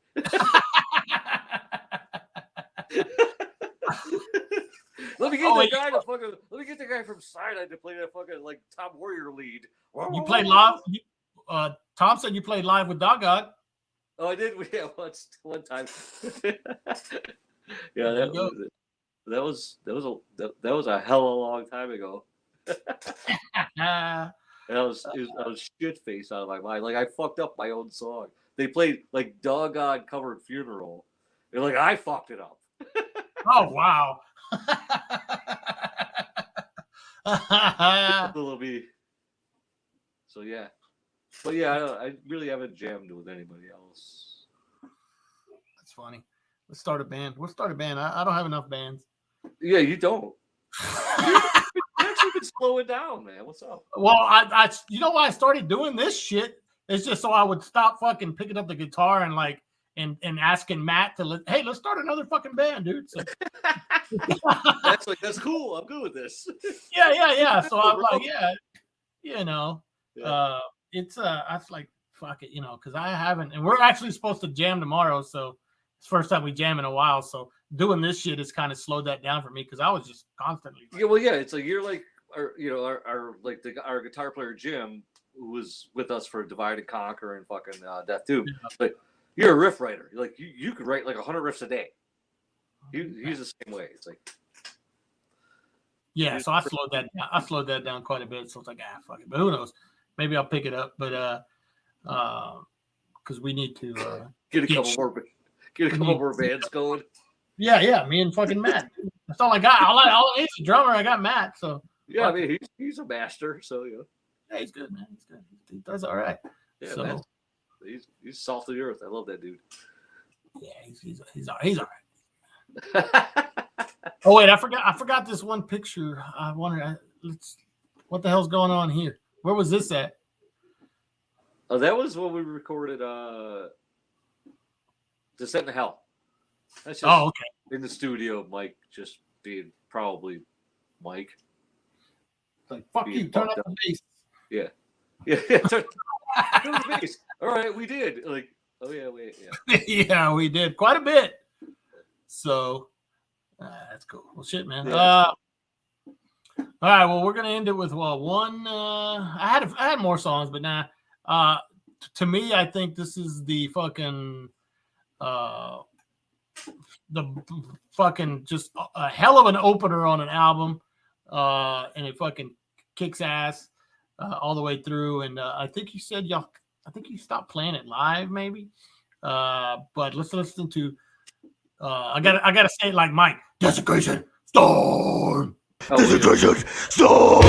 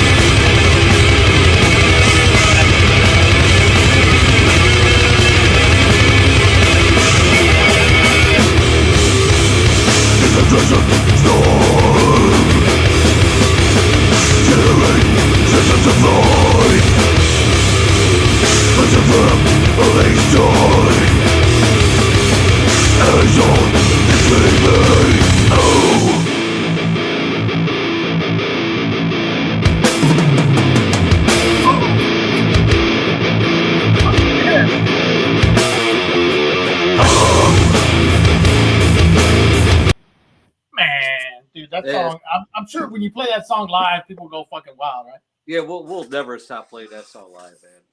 Yeah, it's like just starts off with Mike's fucking scream. It just fucking and it has that like which everybody kind of not everybody. It's like we had a couple little stabs from the fucking the entombed fucking rip off riff.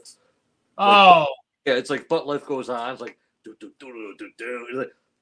like I literally didn't rip it off, but yeah, it'll probably. It's got a little nihilist, but it's like it's like it's like obviously it's like I love that shit more than fucking life itself. So it's like obviously it's in my head. So whatever, we made it work our own way. No, it's one of those. Like I said, to me that's the fucking song that just gets people. That could be like your opener, could be your closer. Yeah, for sure. You know what I mean? So there's just something it's like it's like that and Rage War is like it's like that's our Rage War is just obviously more just like motor heady, you know what I mean? But it's like that is just like more just like fucking right on death metal, you know what I mean? So it's like totally. It's fucking just like a little bit of different feels to it, but I think that's ridiculous. I love that. That song is like. I don't know. That might. I mean, I don't know. I don't know. It could change. Yeah, right. But that song is fucking just like. It just has energy. A lot, yeah, a lot. I think the tone of Gods of Death overall just has that tone.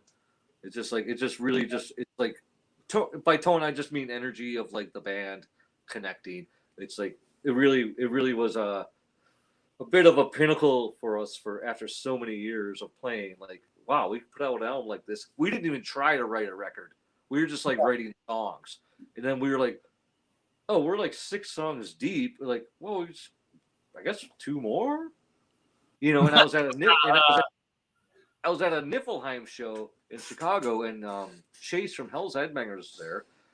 And he came up to me, he's like, dude, I want to fucking put a record out by you guys. What's up? I'm like, well, it just so happens I have a record available. Oh Like shit! we were already like knee deep into like this album was like almost written and done, you know. And like Chase is like, just really want to do a record with you guys. We're like, all right, boom. And we had a handshake, and that was the deal. You know what I mean? Yeah. As you know what I mean? Yeah, exactly. That's. Oh, they're great though, man. They're fucking. They're the real deal, dude. J-Dog. Yeah. J-Dog, come get you if you don't like him. J-Dog. He's my favorite guy on the planet Earth at this moment in time. Dude, I'll sit there and watch some of those videos he does with fucking with Craig. Reaper. Yeah, and he's just fucking. There was one he was fucking calling like people that work at fucking Relapse. Man, they're a bunch of fucking posers, man. They don't know how to package a fucking LP correctly. And what the fuck? My favorite thing with J-Dog was like, he's like, I almost shit my pants when I was watching. Like, I just, like, whatever. Anyway, Craig was just like, talking about autopsy. Like, it's like, just like autopsy. It's like, well, what's up? And J-Dog's like, well, what's the autopsy do you mean? The good one or the bad one? And Reaper's like, well, what do you mean?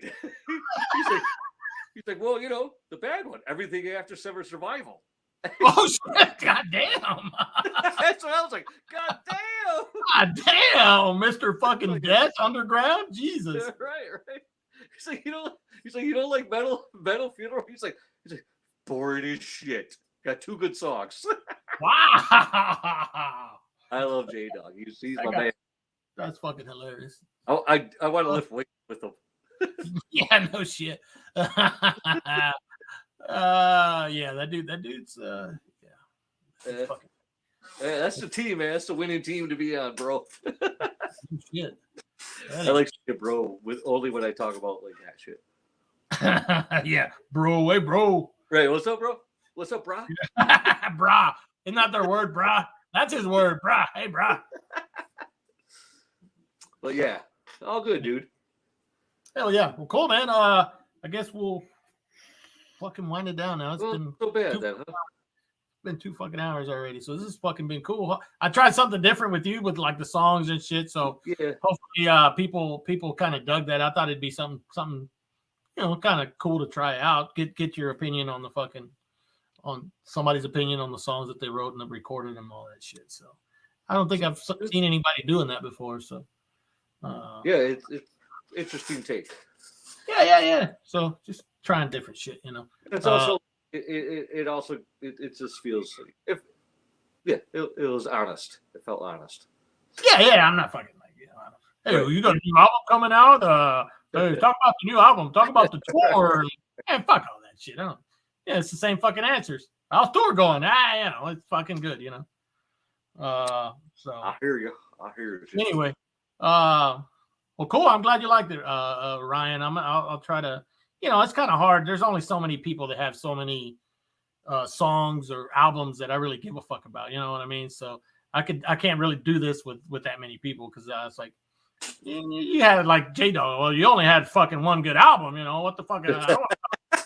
Right. Brutal. It's like that Actually, I am working on an autopsy show too. So that'll be. Don't fucking... bring J-Dog on there, dude. Oh yeah, no. He's like, what the fuck happened, man? You had 1 fucking good album. Bro, what's up, bro? I want a J-Dog t-shirt. Yeah. Well, Craig, I'm supposed to be on his show. He's supposed to like set me up, so I'll ask that about. Hey, let's make some fucking J-Dog t-shirts. Oh yeah, he's got a fan base, dude. Yeah, I know. I know. I don't think he knows that either. Well, that's what makes it cooler. Yeah, I don't think he's aware. Those videos of them like walking through hells, and he's just it's beautiful. I like the last one. Watch them. Watch the cardiac arrest sticker on the fucking outgoing board is cool. Oh yeah. I like that. Yep. So anyway, well, hey, hang around for a little bit. I'm gonna fucking do a little closing thing, and then I'll be with you in a second. So, Scott, man, I appreciate it again, dude. This was fucking awesome. I'm glad you ended up doing it. Right. So I'll be with you in a second. I'll be with you in a minute. Cool. There we go. Scott Carroll, Cyanide. Hopefully you guys enjoyed that. If you watched this live and you stuck through it, thank you. Appreciate it. Like I said, I tried something different. Having him talk about the songs, playing a little bit of the songs. Thought it'd be interesting. I like that. I like hearing his take on the albums and the songs and all that shit. So it was a lot of fun. Cyanide fucking rules. They're one of my favorite fucking bands. So I'm glad you guys hung out. If you're watching this on the replay, hey, thanks for checking it out. So thanks, Tom. I'm working on another some more interview shows, and I mentioned Autopsy and working on some other stuff. Rock from Sadistic Execution, working on getting a date for that. Appreciate it, Andrew. So I agree. Cyanide fucking rules. Scott rules. Mike rules. Andy rules. Fucking true fucking people. Like, just no bullshit. That's what I dig about them. They're not fucking. Thanks, Ryan. Ryan, aka fucking Nocturno Culto. I swear he looked just like Nocturno Culto from fucking what's it? Dark Throne. Anyway. Well, cool. Again, thanks for hanging out. Tell everybody about the show and all that shit. Don't forget to go check out Sound Exchange in Houston. Damn it. God damn it. Check soundexchangehouston.com, best store in Houston. So go check them out. All right. Let me play the song. Let's jam out All Bad Ass again with Fraser.